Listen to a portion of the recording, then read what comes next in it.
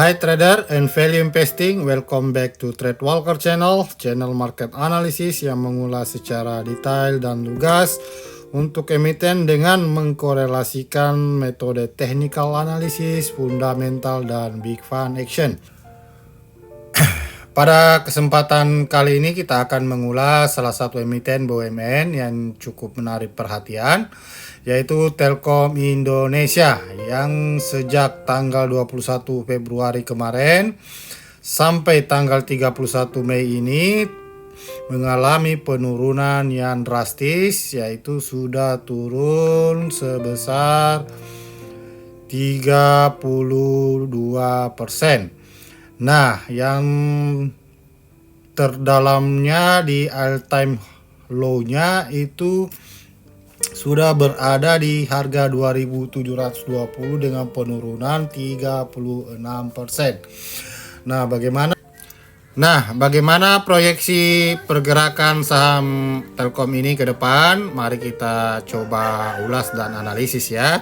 Kita mulai dari sentimennya dulu. Dari sentimen ada informasi dari Bloomberg Technox ya. Ini Telkom ini mendapat sentimen negatif terus menerus ya, mulai dari kasus korupsi dan proyek fiktif ya.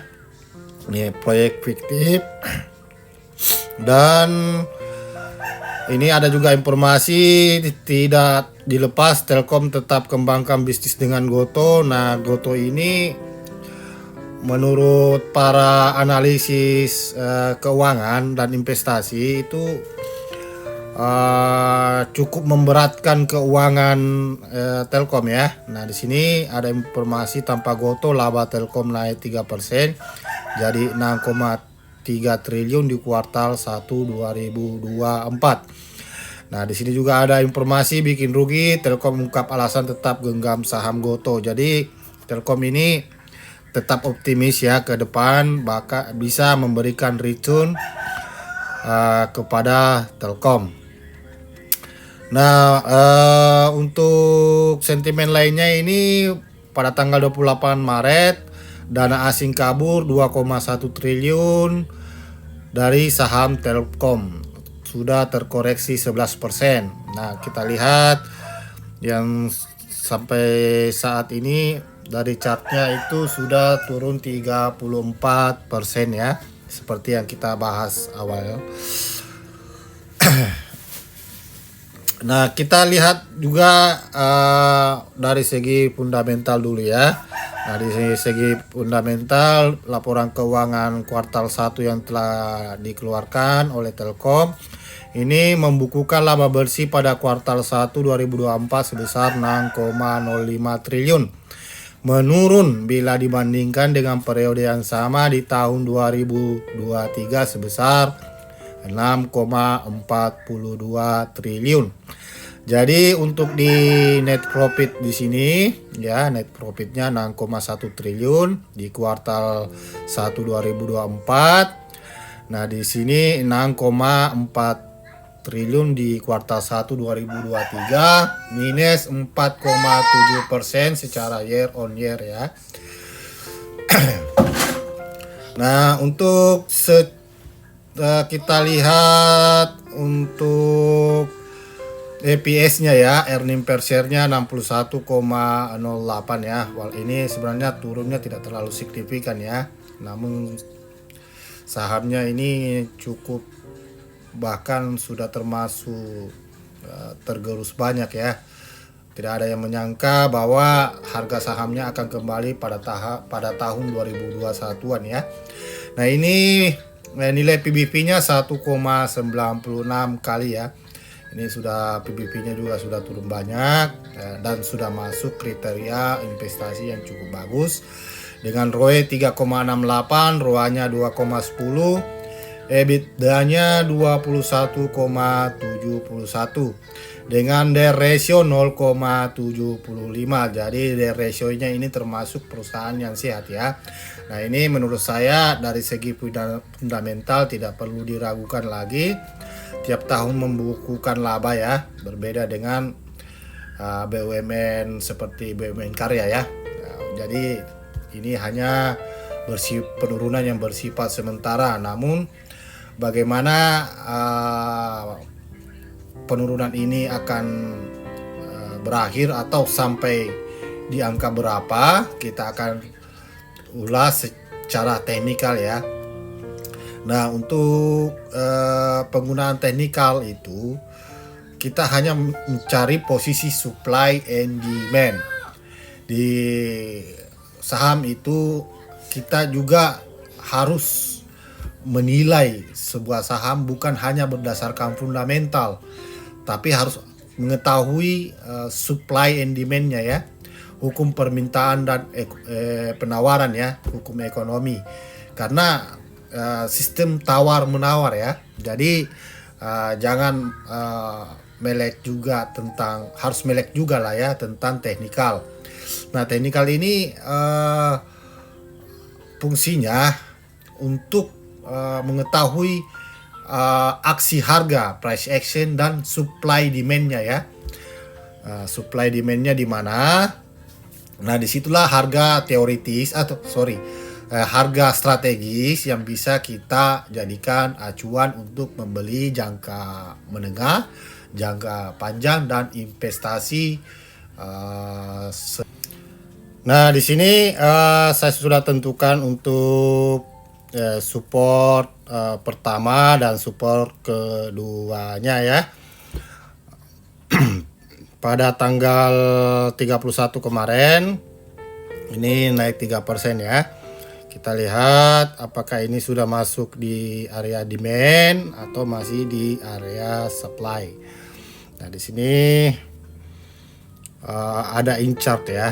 In chart dalam technical analysis itu adalah kelelahan tren. Jadi seumpama penerbangan menuju tujuan yang jauh, dia melakukan transit ya untuk mengisi bahan bakar atau menurunkan penumpang ya, atau dengan penumpang baru. Nah, sama halnya dengan saham ya. Di sini in chart ya, pengisian ulang atau kelelahan tren. Jadi untuk melanjutkan tren turunnya. Nah, di sini sebenarnya sudah masuk di area demand ya. Ini area demand-nya. Saya bagi dua aja ya, karena chartnya sudah terbentuk. Ini area demand 1 ya. Ini saya posisikan demand 1 itu berada di harga 2.730 sampai di 2.890. Demand 2-nya ini demand terkuatnya ya. Demand terkuatnya itu ini di harga 2.640 sampai di 2.700. Nah, kita lihat pergerakan kemarin ini sudah menembus resisten ya, dengan volume yang cukup besar. Namun perlu diingat bahwa ada di sini ini resistennya ya, resisten pertemuan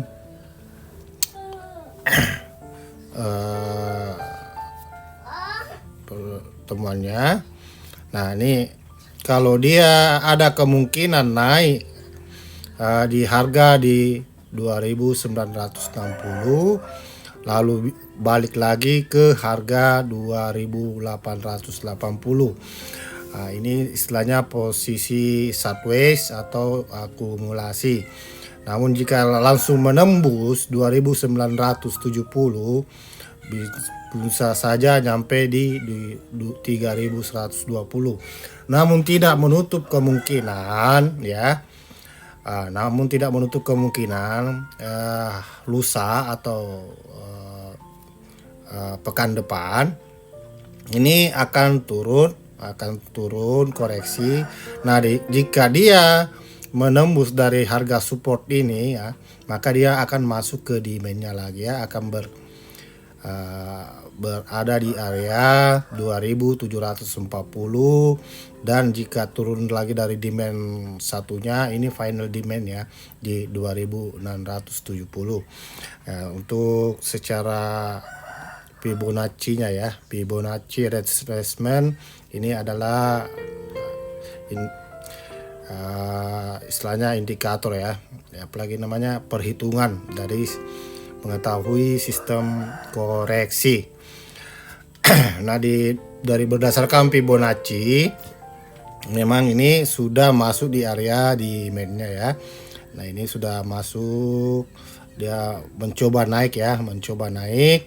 Nah, jika dia menembus dari Fibonacci 0,5 atau setidaknya di 0,6-nya, ada kemungkinan itu sudah fix reversal untuk menutupin gap yang ini ya. Nah, nanti akan bergerak di area sini dulu. Itu pun range waktunya itu cukup lama ya, cukup lama dikarenakan ini sudah turun dalam, jadi ada sistem akumulasi. Nah, jika asing membeli kembali, ini kemungkinan akan sideways ya.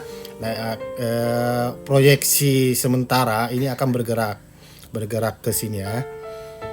Berdasarkan ilmu teknikal yang saya pahami, ini akan bergerak kemungkinan ke sini ya. Nah, akan turun kembali ke sini, akan mungkin bergerak menyamping. Walaupun dia naik nih, dia akan ke Fibonacci 0,6-nya dulu, baru akan turun. Nah, di sini penurunannya apakah dia akan nyampenya di 2730 atau akan lanjut ke demand terkuatnya di 2640. Kita siapkan saja skemanya seperti ini. Jadi untuk membeli banyak agar menjadi pertimbangan ya, karena ini akan bergerak menyamping dulu, akan bergerak sideways ya. Jika investor asing membeli atau mengumpulkan barangnya kembali, dia itu tidak langsung naik, dia akan bergerak menyamping atau sideways dalam beberapa bulan atau cukup lama ya, karena ini bukan saham yang berkapitalisasi kecil ya, market cap-nya gede ya. Jadi dia akan mengumpulkan barang atau dia akan mengakumulasi yang saham ini dengan waktu yang cukup lama ya. Jadi untuk posisi investasi atau untuk trennya, Anda bisa mencoba untuk mengumpulkan atau membeli di sini, atau yang sudah melakukan pembelian sebelumnya, Anda bisa membeli di area ini aja ya, untuk safe zone-nya di area demand-nya ya. Ini area demand di mana ada pertukaran barang ya. Kita lihat historinya juga. Kita lihat historinya dari tahun 2002 ini, harga terendahnya di 2020 ya. Ini masuk kembali ke harga 2020. Sebenarnya ini adalah siklus sebuah tren saham ya. Jadi di teknikal itu mengenali tren yang akan terjadi ke depan untuk memproyeksikan arah sahamnya. Karena di sini ada namanya supply and demand dan price action ya. Jadi untuk teknikalnya sendiri, ini sudah berada di area demand-nya ya. Nah, kita lihat block sum-nya ya. Kita cocokkan dengan broker summary-nya. Apakah investor asingnya masih melepas atau sudah mengakumulasi ya. Kita lihat ya secara broker summary-nya. Nah, kita lihat broker summary-nya. Pada perdagangan kemarin udah sesuai ya, turun 3,20%. Ini broker summary-nya dengan nilai transaksi dengan pembelian terbesar itu AK itu UBS ya. UBS, Bank Mandiri, iPod ya, Indo Premier, OD, BRI, BK, JP Morgan. Nah, JP Morgan ini sudah mulai istilahnya akumulasi juga ya, walaupun dia juga masih melakukan pembelian. RX ini Macquarie ya, Macquarie melakukan penjualan yang terbesar ya, 1.445.000 lot ya. Nah, untuk transaksi hariannya ini BK pada sesi penutupan dia menjual. Oke, agak lama ini masuk. Nah, langsung aja deh kita lihat untuk foreign-nya ya, aksi foreign. Nah, di sini foreign, aksi foreign-nya agak aneh juga sih, naik 3%. Namun penjualan atau net sale asingnya itu 290.203 juta. Ya, ini million. Ini angka yang besar ya, atau dengan valuasi 1 triliun ya. Nah, ini istilahnya technical rebound ya. Jadi kenaikan yang hanya bersifat sementara. Namun investor asing ini sudah mulai membeli ya. Berbeda dengan hari-hari sebelumnya yang masih menjual, mulai dari tanggal 22 bulan 3 kemarin menjual terus. Nah, di sini sudah mulai melakukan pembelian ya, melakukan buyback, walaupun akan turun kembali ya. Nah, itu istilahnya price action. Namanya price action dari Big Fund sendiri. Jadi kemungkinan masih ada penurunan ya, masih ada penurunan menuju area demand-nya ya. Nah, kita lihat secara Brokers summary-nya. Nah, ini investor chart-nya ya. Nah, kita lihat indikator investor chart-nya ya. Saya pakai IDX Mobile untuk melihat indikator investor ya, investor asingnya, foreign-nya ya.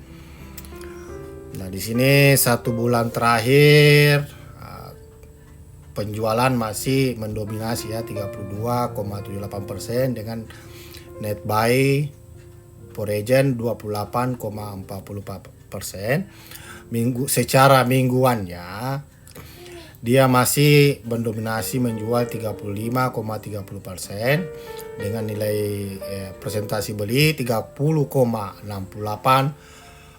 Nah, di sini domestic sale-nya juga sudah gede ya. Dia lokal atau investor lokal ini sudah tidak mendominasi. Nah, ini juga buy-nya juga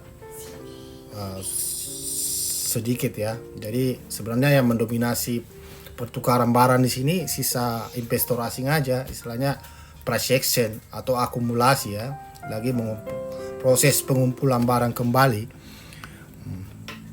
Ini memang berdasarkan indikator broker summary-nya tadi ya, memang asing lagi menjual besar, jadi 41,76% penjualan, tapi melakukan pembelian di 32,91%. Kesimpulannya, proyeksi pergerakan saham Telkom ke depannya itu kemungkinan akan masih melanjutkan penurunan.